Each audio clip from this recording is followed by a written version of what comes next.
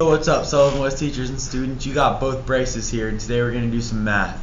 Using the distributive property to solve for a variable.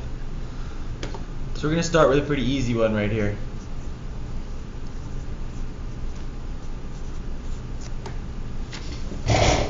Alright, so first thing you're going to want to do, there we go. First thing you're going to want to do is distribute that 4 into the parentheses. And with that, you'll see you're going to get 4x minus 12 equals negative 20. Next thing to do is get one side with the letter and one side just with the number. So you would move the 12 over with the 20.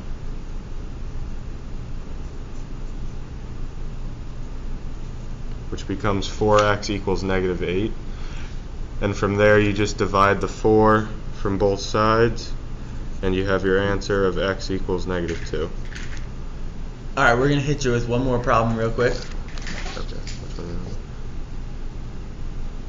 Here's a real similar one.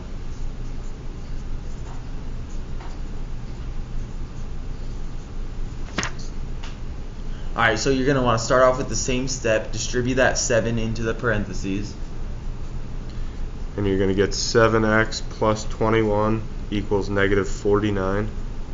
And from there, like we said, move that 21 over to with the 49, negative 49.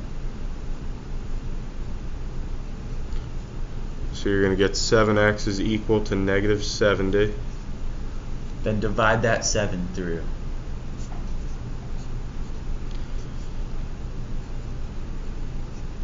And x is going to be equal to negative 10. Sweet. We are the Bryces, and we hope that helped.